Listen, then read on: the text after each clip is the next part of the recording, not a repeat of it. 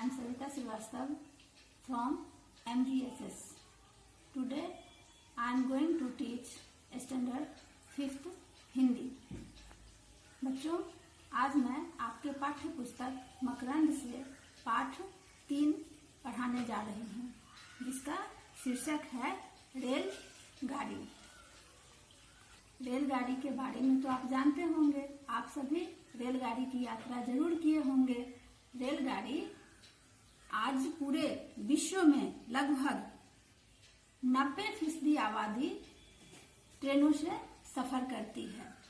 आज हम इस कहानी के माध्यम से रेलगाड़ी के बारे में जानेंगे, जो रेलगाड़ी खुद से अपनी कहानी बता रही है।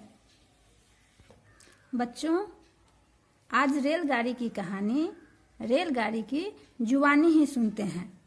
इस कहानी में रेलगाड़ी अपनी कहानी खुद बता रही है। रेलगाड़ी कहती है, मैं हूँ रेलगाड़ी, मेरे सफर का मजा तो आपने जरूर ही लिया होगा, पर मेरी कहानी नहीं जानते होंगे, तो आज चलो मैं आपको अपनी कहानी सुनाती हूँ। बच्चों, यूं तो आपने मेरी कई बहनें देखी होंगी, जैसे सवारी रेलगाड़ी, मालगाड़ी, ट्रामगाड़ी आदि, पर एक चीज सभी में एक जैसी है, हमारी पटरी। बच्चों, रेलगाड़ी अपनी कहानी बता रही है। रेलगाड़ी कहती है कि हमारी कई बहनें हैं।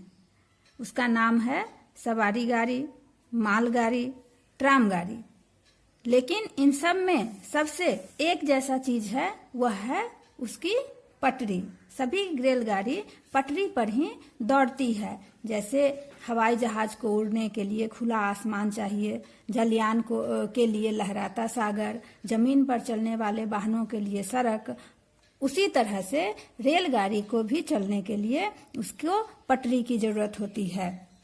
बच्चों, पटरी को अंग्रेजी में रेल कहते हैं, इसीलिए पटरी पर चलने वाली गाड़ी को रेलगाड़ी कहा जाता है। प्रारंभ में रेलगाड़ी कहती है कि प्रारंभ में मैं बहुत साधारण थी, पर सुधार होते होते आज मैं यात्रियों को बहुत सुविधा देने वाली बन गई हूँ। मेरी एक बहन पैलेस ऑन व्हील्स तो बिल्कुल राजमहल की तरह है, वातानुकूलित, आरामदायक, सजी हुई और शाही सुविधाओं से लैस।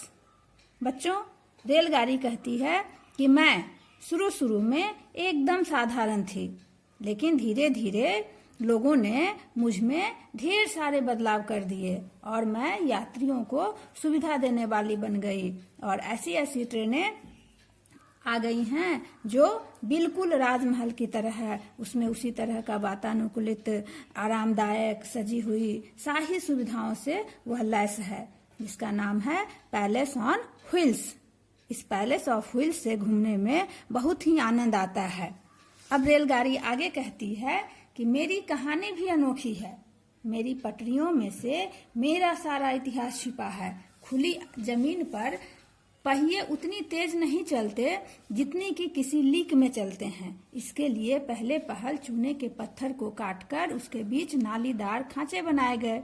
इसमें घोड़ा गाड़ी, ठेले आदि चलाना सरल था। आगे चलकर किसी ने जमीन में धंसी रहने वाली लीक या खांचे की जगह ऊपर उभरी रहने वाली ऐसी लीक बनाई, जिसे पटरी कहा जाने लगा। बच्चों, रेलगाड़ी आगे कहती है कि रेलगाड़ी का इतिहास उसकी पटरियों में ही छुपा हुआ है। पहले खुली जमीन पर पहिए उतनी तेजी से नहीं चलती थी जितनी कि एक सीध में चलती थी। इसलिए सबसे पहले चूने के पत्थर को काटकर उसके बीच में नालीदार खांचे बनाए गए, जिस पर घोड़ा गाड़ी, ठेले आदि सरलता से चलने लगी। फिर आगे चलकर किसी ने जमीन में धंसी रहने वाली लीक की जगह उभरी हुई रहने वाली ऐसी लीक बनाई, जिसे पटरी कहा जाने लगा। बच्चों, बाद में इंग्लैंड और अमेरिका में लकड़ी की पटरी बिछा दी गई, जिस पर कोयले और अन्य खनिज से भरे वाहन चलाए जाते थे। 18वीं शताब्दी में ब्रिटिश इंजीनियर विलियम जेसॉप ने लोहे की पटरी बिछाई। इस पर लोहे के पहियों वाली गाड़ी चलाई गई। इस पटरी पर जितने भार की गाड़ी घोड़ा खींच लेता था, सड़क पर वे उसके चौथाई भार भी नहीं खींच पाता था। अब रेलगाड़ी पटरी पर चलना सीख गई थी, लेकिन बच्चों वह बहुत दूर तक दौड़कर नहीं जा पाती थी। लोगों ने सोचा कि इसे कैसे दौड़ाया जाए, इसकी रफ्तार को कैसे तेज किया जाए। तब इसे खींचने के लिए सबसे पहले भाप के इंजन का इस्तेमाल किया गया। आपने भाप के इंजन के आविष्कारक जेम्स वाट और father of railways George Stephenson का नाम जरूर सुना होगा। इन्होंने ही सबसे पहले भाप इंजन का आविष्कार किया था। जैसे जैसे लोगों को भाप की शक्ति का पता चला, इसका प्रयोग बढ़ने लगा। शुरू में छोटे छोटे इंजन बनने लगे, फिर बड़े इंजन बनाए गए जो लोहे की पटरी पर गाड़ी खींचते थे। पर भाप के इंजन से गाड़ी को अधिक दूरी तक नहीं पहुंचाया जा सकता था। इसीलिए शुरू में भाप के इंजन को चलाने के लिए लकड़ी जलाई जाती थी। बाद में कोयले का प्रयोग होने लगा कि इसकी रफ्तार तेज हो जाए। फिर डीजल इंजन का आविष्कार हुआ और रेलगाड़ी चलाने के लिए डीजल इंजन का प्रयोग किया जाने लगा। डीजल इंजन में कोयले की तुलना में धुआं भी कम होता था। जब मनुष्य ने और प्रगति की तो उसने बिजली से चलने वाला इंजन बनाया, जो हमारे वातावरण के लिए बहुत अच्छा था। इससे वातावरण दूषित नहीं होती थी। आजकल भाप के इंजन तो दिखाई नहीं देते, डीजल इंजन भी कम ही रह गए हैं। बच्चों, अब तो भारत ही नहीं, संसार के ज्यादातर देशों में बिजली से रेलगाड़ी चलती है। किसी किसी देश में बिजली का अत्यधिक उत्पादन नहीं होने से बच्चों वहां अभी भी डीजल इंजन का ही प्रयोग किया जाता है। बच्चों, आगे रेलगाड़ी कहती है कि मैं केवल मैदानों में ही दौड़ती थी, पर अब जब नदियों पर पुल बन गए, पहाड़ों में सुरंग बन गए, वहां पर मेरी पटरी बिछा दी गई, तो मैं नदियों पर, पहाड़ों में भी जाने लगी हूँ। जहाँ पहाड़ी चढ़ाई पर रेलगाड़ी को ज्यादा समय लगता था या जहाँ ऊंचे पहाड़ों के साथ घूम घूम कर जाना पड़ता था, वहाँ इसके लिए सुरंगें बना दी गई, जिससे लोग आसानी से कम समय में लंबी दूरी की यात्रा पूरी कर लेता है। गोवा में मेरे लिए समुद्र पर बहुत लंबा पुल बनाया गया। रेलगाड़ी कहती है कि गोवा में समुद्र पर एक लंबा सा पुल बनाया गया है। आज भारत के लगभग सभी हिस्से में पटरी बिछा दी गई है, एक दूसरे से रेल मार्ग द्वारा जोड़ दिए गए हैं। बच्चों, भारत का लगभग सभी हिस्सा रेल मार्ग से जुड़ा हुआ है। यह कश्मीर से कन्याकुमारी और गुजरात से अरुणाचल प्रदेश तक गांव-गांव, शहर-शहर को जोड़ती है। अब रेलगाड़ी और भी नए-नए अंदाजों में पटरी पर दौड़ने लगी है। ट्राम है, मोनोरेल है, मेट्रो रेल है, ये सब रेलगाड़ी की बहनें हैं। और ये भूमिगत रेल है, यह जमीन के अंदर भी चलती है। बच्चों, रेलगाड़ी आगे कहती है कि इसकी यात्रा को दिन प्रतिदिन सरल बनाया गया।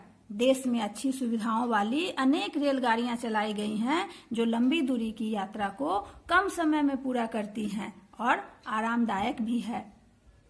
इतना ही नहीं, इसका प्रयोग शिक्षा के लिए भी हो रहा है। रेलवे द्वारा स्वतंत्रता आंदोलन, अंतरिक्ष विज्ञान, इतिहास आदि विषयों पर इसका इस्तेमाल चलते फिरते म्यूजियम के रूप में भी होने लगा है। बच्चों, कभी रेलगाड़ी कहती है कि कभी भी मैं आपके शहर आ सकती हूँ, इसे देखना मत भूलना। आपको इन सब रेलगाड़ियों से नई नई बातें जानने को मिलेंगी। बच्चों, कोलकाता, दिल्ली, जयपुर, चेन्नई इत्यादि जगहों पर में रेलगाड़ी की बहन मेट्रो रेल, जो रेलगाड़ी का मॉडर्न रूप है, चलता है। यह देखने में बहुत ही सुंदर और वातानुकूलित होता है। मेट्रो ने इन महानगरों के लोगों का सफर बहुत ही आसान कर दिया है। इसमें इतना ही और आरामदायक भी बना दिया है। इससे समय भी काफी बचता है। मुंबई में इसकी नई नवेली बहन मोनो रेल शुरू हो गई है। जल्दी ही यह अन्य नगरों में भी चलने लगेगी। अन्य नगरों में भी के लोगों को भी मोनो रेल में बैठने का मजा मिल सकता है, प्राप्त हो सकता है। वो दिन दूर नहीं जब सबसे तेज चलने वाली इसकी एक और बहन बुलेट ट्रेन भी हमारे देश में दौड़ती हुई दिखाई देगी। बच्चों, आपको ज्ञात होगा कि अब बुलेट ट्रेन के लिए भी हमारे देश में प्रक्रिया शुरू हो गई है। आज रेलगाड़ी का प्रयोग माल ढोने और यात्रा के लिए खूब हो रहा है। इसके बारे में अधिक जानकारी हमें राष्ट्रीय रेल संग्रहालय के सैर करने से मिलता है। बच्चों, आपको रेलगाड़ी की